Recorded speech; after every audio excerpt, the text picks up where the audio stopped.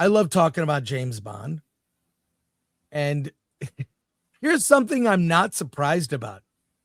Amazon has no idea what to do with James Bond. We talked about what some of the casting may be.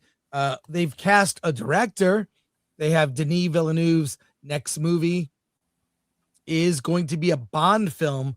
We don't know who Bond is going to be. This is from the Telegraph. Amazon don't know what to do with it. What's going on with James Bond? Alan, I know you have notes for this story. Yes.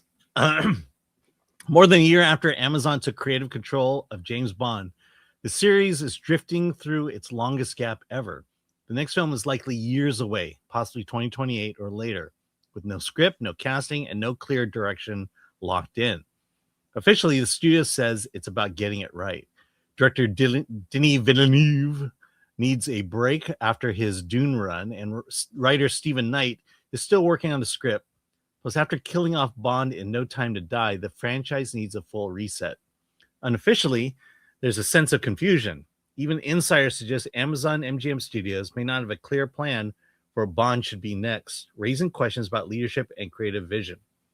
Producers Amy Pascal and David Heyman are now steering the ship, replacing longtime Guardians Barbara Broccoli and Michael G. Wilson. Despite their blockbuster track record, Spider-Man, Harry Potter, updates have been minimal. Even major industry events have come and gone with no real announcement. CinemaCon, for one. With no concrete news, speculation runs wild. Cast rumors have included names like Jacob Elordi, Aaron Taylor Johnson, or my pick, Callum Turner, but nothing is confirmed. Experts say casting won't happen until the script is finished, and it isn't. Meanwhile, guesses about tone range from darker, grittier Bond to practically anything. The lack of direction has turned the franchise into a rumor factory. This isn't just creative paralysis, it's financial anxiety. Bond films are hugely expensive, and recent entries like Spectre and No Time to Die made less than hoped compared to the peak of Skyfall. Studio needs the next film to be a major hit, not just good enough. There's also fear of overexploiting the brand, similar to the concerns about franchise fatigue seen elsewhere. Bond isn't just delayed, it's in a delicate rebuild phase. The studio is trying not to rush into a misfire, knowing the next film has to reset the tone, justify the investment, and prove the franchise still has bite. Okay, well, I actually think I like Jacob Elordi as Too Bond. tall. I think he's too tall. It's going to cost. Jacob Elordi will look great, and everybody else will be standing on apple boxes. I know. Which is a trick in production when you're on a film set. They have these apple boxes, half a box, and actors routinely sort of even them out, or they use apple boxes for a number of things, and often used to even out actors so they seem they're at the same level. It's about eye lines and whatnot. Jacob Elordi would be great as Bond, but cause all sorts of problems when you're casting other parts, villains, ingenues, Bond girls. Aaron Taylor Johnson is probably the safe choice, if you ask me. Mm-hmm. Kind of meld to it. I like your pick of Callum Turner. I think is not traditional, but I'm not. It depends on what Denis Villeneuve is going to do with his character. Yeah, I mean, look, my Bond is Roger Moore, and I'd like that suave, sophisticated ladies' man. I kind of, even Pierce Brosnan was similar to that as well. Yeah, Pierce Brosnan, underrated. I know, underrated. Well, he was stuck in Remington Steel. That's why he got in the franchise. Oh, that's why Timothy Dalton had to step in. Yeah, I couldn't get out of his contract with Remington Steel to do a movie, but. I don't know, man. I do like that there are different like phases of Bond. Sean Connery will always be my Bond. I think Roger Moore took it more into jokey territory. I feel like he's like the Adam West of the, in terms of the later Roger Moore movies, definitely. The later ones, the early ones were very serious.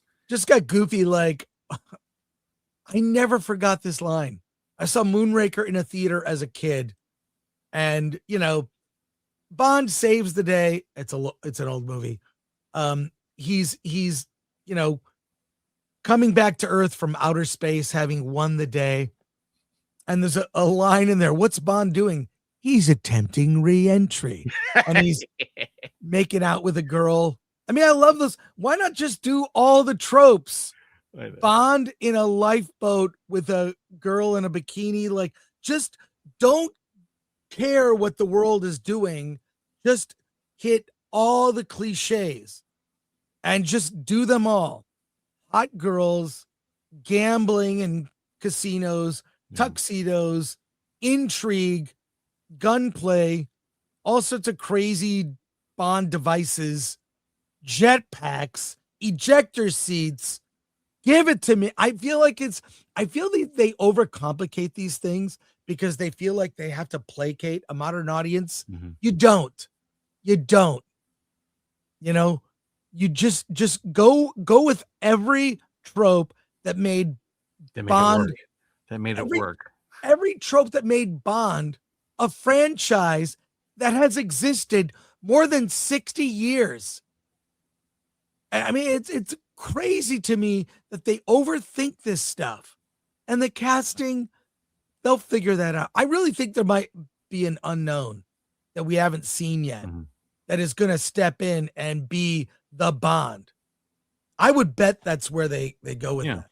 Well, I mean, Daniel Craig, Timothy Dalton, those were fairly unknowns or brought into the franchise. I mean, Pierce Brosnan, he was, when you watched him in Remington Steele, all you could think is that's James Bond. Yeah. So it was destined casting with Pierce Brosnan. So here's my take on this.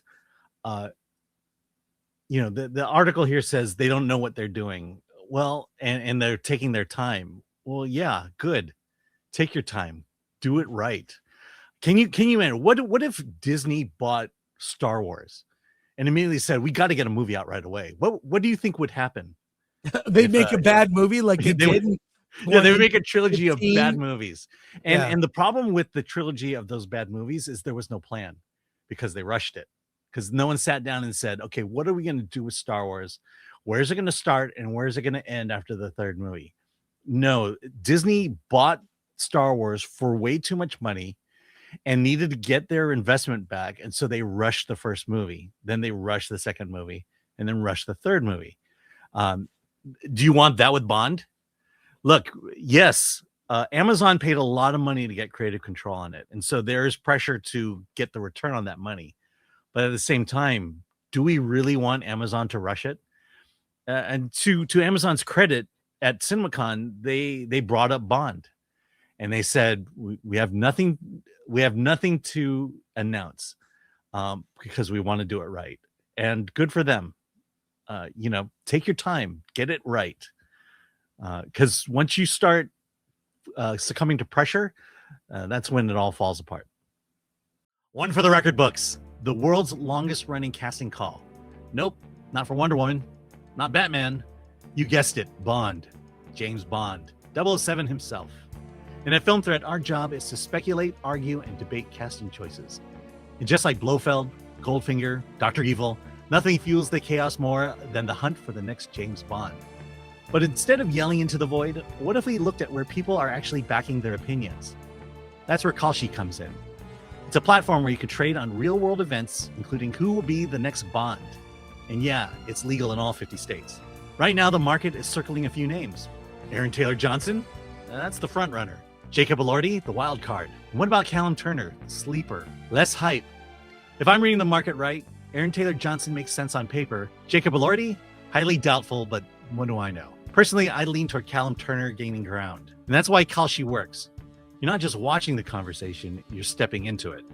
If you got an opinion on Bond, and I know you do, here's your chance.